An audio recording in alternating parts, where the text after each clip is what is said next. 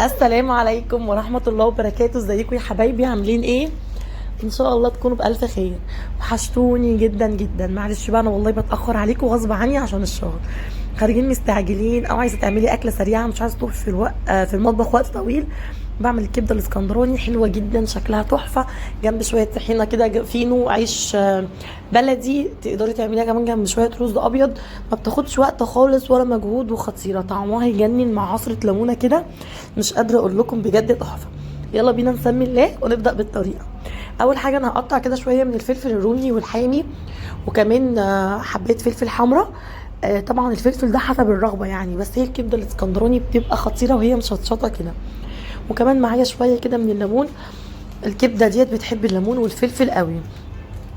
انا كنت جايبه كبده شرايح كده من السوبر ماركت، هقطعها صوابع كده تخين عريضه شويه بالشكل اللي انتوا شايفينه ده. تقدري تجيبيها متقطعه، تجيبيها من عند الجزار هو بيقطعها تقطيعه حلوه قوي، او من السوبر ماركت زي ما تحبي.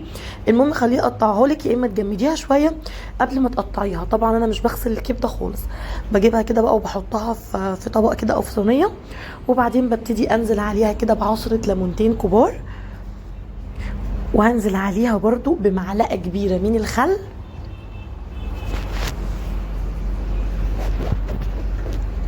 بالشكل اللي انتوا شايفينه ده. ونزلنا عليها بقى برشه من الملح والكمون، وكمان معلقه صغيره من الثوم المفروم. هنقلب الكلام ده كله وهنركنها بقى جنبنا شويه. سيبيها يعني كده نص ساعه، او لو عايزه تبداي فيها على طول ابداي. طاسه على النار كده، وببتدي احط فيها كميه زيت كويسه، مش زيت قليل، لان انا عايزاها ايه اول ما تنزل تاخد صدمه. بقطع حته من الليه كده وبتديني طعم وبتعلي التيست بتاع الكبده جدا. يعني حته الليه دي بتودي لك الكبده في حته تانية خالص. وهوب بقى ننزل بالكبده، بجد خطيره. هبتدي افردها بقى في الصينيه، واول ما هتاخد لون هقلبها. هنا بقى هنقلب الكبده، وبعدين هننزل عليها على طول بالفلفل بتاعنا، شويه الفلفل كده، وهنزل عليها كمان بمعلقه صغيره بقى من الثوم المفروم. هقلبها، هي مش هتكمل معاكي 10 دقايق. جهزي الطحينه على طول، رشه من الملح والكمون على الكزبره كده، وعليهم رشه بسيطه خالص من الفلفل الاسود.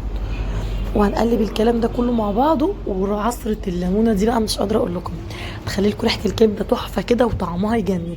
حضرت معاكم صوص الطحينه قبل كده، هحضره كده بملح وكمون والطحينه وميه دافيه، وبعدين بحط لها شويه خل، وبزينها بالشطه او بالبابريكا، وبالف هنا وشفا، جنب فينو وجنب عيش بلدي. بجد خطيره. شايفين بقى شكلها عامل ازاي؟ طعمها بقى حلو قوي. تقدري كمان تقدميها كده مع رز ابيض، كل واحد ياخد طبقه فوق الكبده بتاعته، تجنن.